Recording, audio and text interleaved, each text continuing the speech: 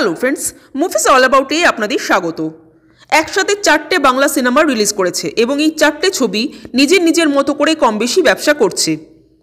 কিন্তু কিছুদিন ধরেই দেখছি একটা অদ্ভুত ট্রেন্ড শুরু হয়েছে ইন্ডাস্ট্রির মধ্যে, একে অপরকে পোক করা, একে অপরকে খোঁচা মারা। জানি না এই ট্রেন্ড কবে থেকে শুরু হলো এবং কেন হচ্ছে।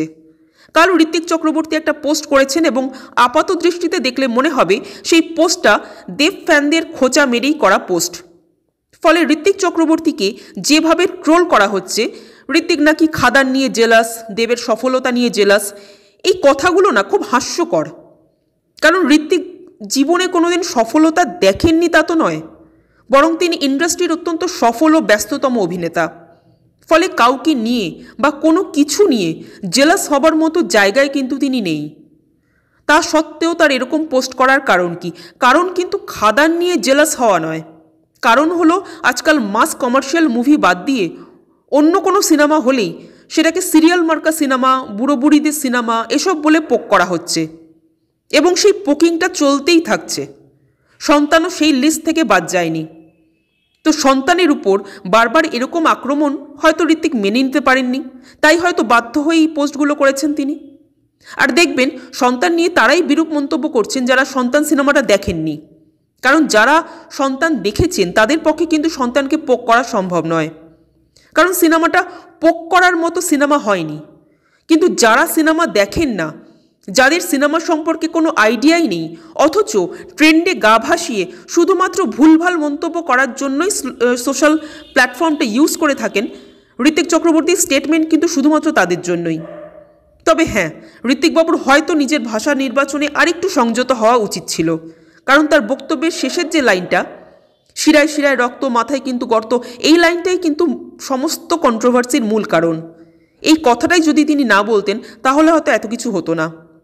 কিন্তু হ্যাঁ, এটাও ঠিক যে কিছু না বলেও অনেক কিছু বলে দেওয়ার এই যে একটা ট্রেন্ড শুরু হয়েছে, সেটা অনেক দিন ধরেই চলছে।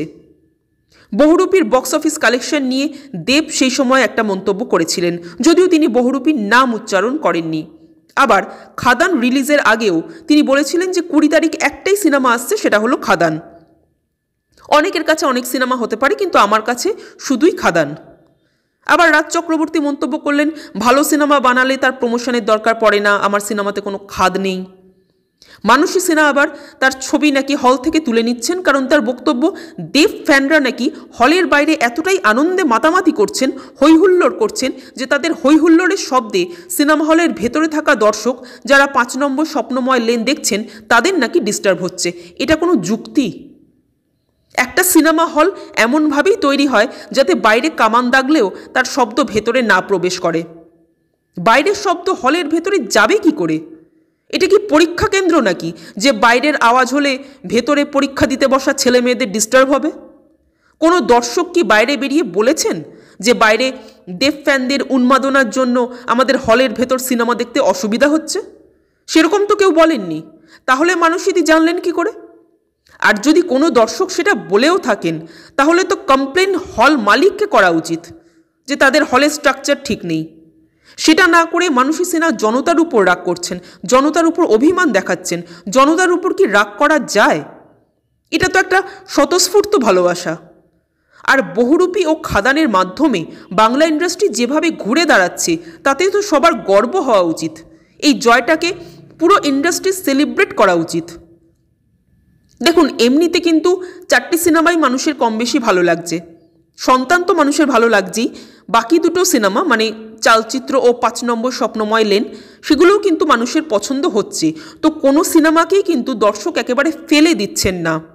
কিন্তু তাও কথার কথা হিসেবে যদি ধরেও নিই যে খাদান বাদে বাকি সব ফ্লপ, তো কি হয়েছে তাতে? হিট ফ্লপের খেলা তো সারা বছর ধরে চলতেই থাকে। কিন্তু এত বছর পর যখন কোনো সিনেমা হিট দেওয়ার নামে ঝড় তুলছে, তখন নিজেদের ফ্লপের দুঃখ ভুলে ইন্ডাস্ট্রির সবাই মিলে সেই সিনেমাটার কি পাশে দাঁড়ানো যায় না? এই জয় তো শুধু খাদান বা বহুরূপীর জয় নয়, এই জয় পুরো বাংলা ইন্ডাস্ট্রির জয়। এই জয় পুষ্পা 2, RRR, জওয়ান, পাঠানকে দেখিয়ে দেওয়ার জয় যে আমরাও পারি একটা ম্যাসিভ হিট দিতে। সেটা না করে যে যখন পারছে নিজের মতো করে ঠুকে যাচ্ছে, এটা কি ঠিক?